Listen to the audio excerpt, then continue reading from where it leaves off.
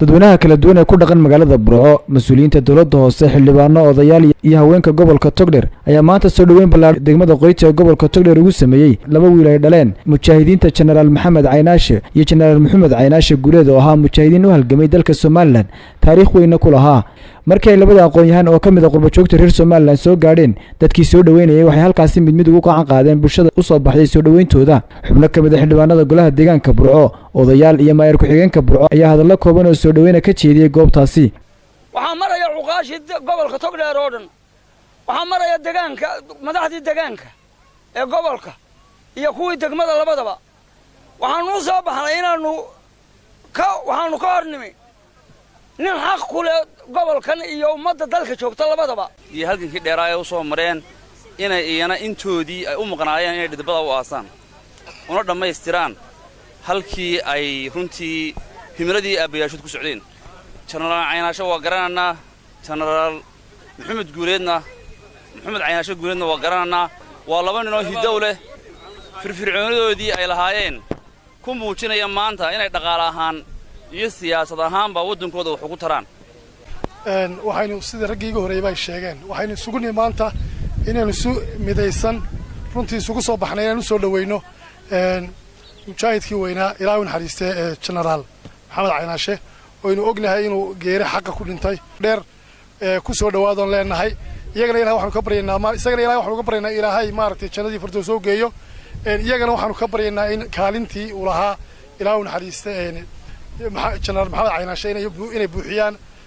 waxa halkan yimi Burco oo dhan aqoon-yahankeedii xildhibaanadeedii haweenkeedii dhalinyaradeedii iyo dhammaanteed salaadiintii ka joogay waanu dhannahay haddaanu nahay Burco waxaanu soo dhaweynaynaa labada inaan walaalaha ah ee ay dhaleen mujaahidiintii inaanu soo dhaweyno oo tusno inay dadkoodii u yimaadeen inay dadkoodii maanta ay xasuusan yihiin inaan la ilaawin waxay u yimaadeen inay aqoonta iyo horumarka iyo maxay ahaydey amniga dalka Soomaaliland ka jira qayb ka qaataan dabcan sirar badanna way gali doonaan waxaanay u taagan yihiin qarannimada Soomaaliland sidii ay u horumari lahaayeen bay maanta halkan u yimaadeen inay gobolkooda iyo dalkooda ka qayb qaataan annagoo ku hadlayna afka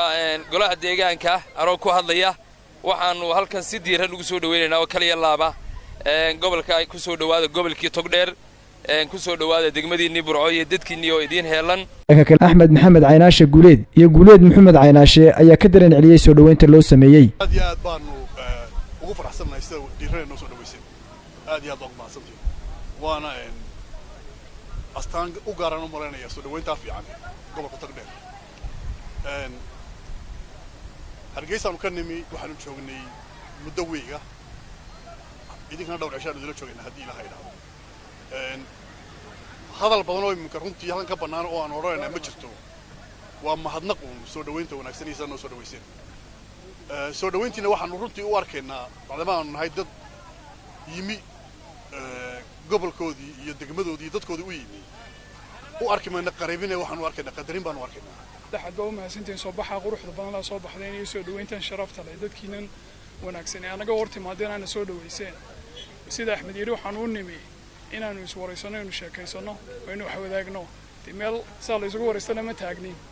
marka taana waynu samayn doonaa walajeedada ugu weyn waxay ahayd waanu yara baadnay maana baadiyoobin oo wadankayga meesha magaalada ku soo noqonay Maxamed Xuseen Ismaaciil Royal TV Burco